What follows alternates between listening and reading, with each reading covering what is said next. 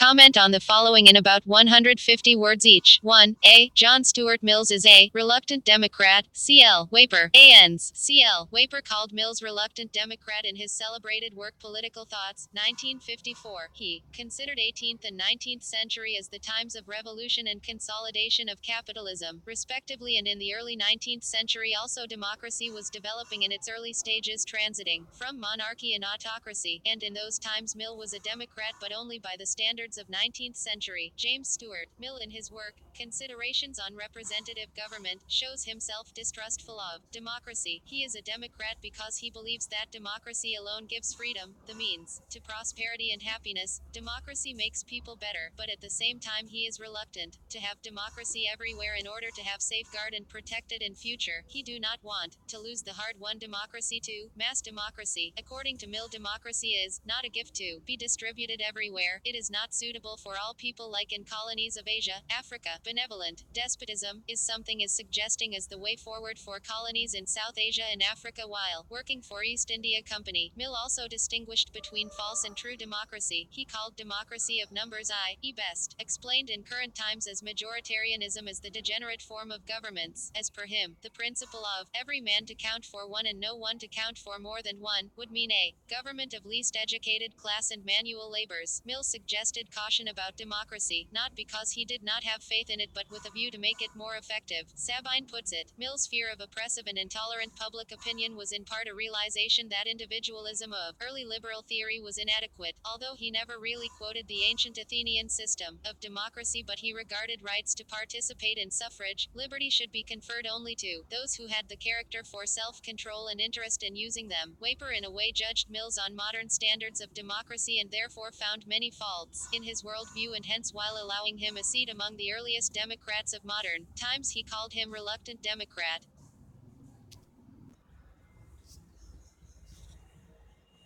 Decline of political theory. Ends. After the end of Second World War, all the political scientists knew that classical approach won't be able to predict the political scenario, and hence all-out efforts were made to base political theory upon the foundation of empirical research and to scrutinize political principles by data and facts. David Easton writes, political theory today is interested primarily in the history of ideas. This was the exact character of political theory. Also, it was inextricably associated with notions of value and general principles. Easton could not accept this position of political theory. He thought that value, principles, and history cannot be the sole determiners of political theory. He further elaborated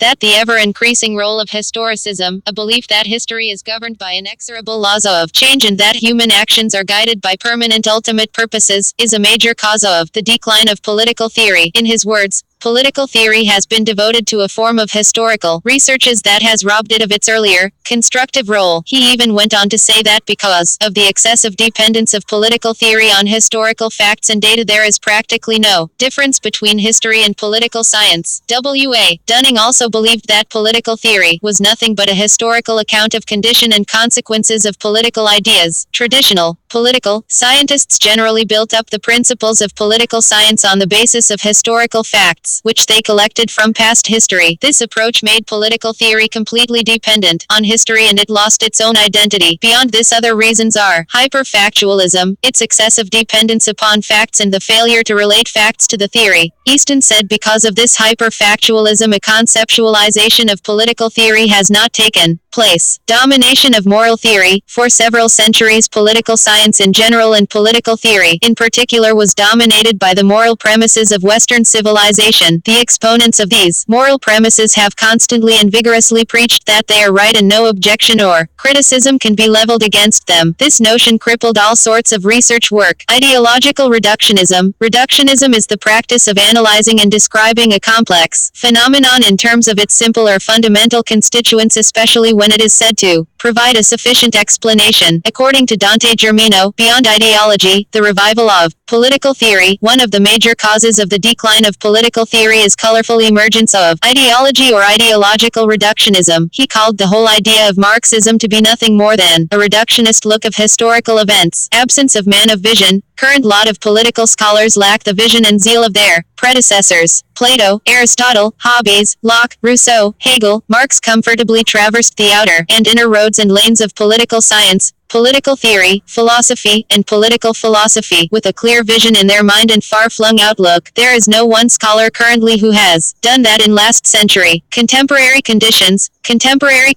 of various parts of the globe have contributed to the decline of political theory. No one really have time to understand things in larger context, and each and every plan is made in all nation states to win the next elections only.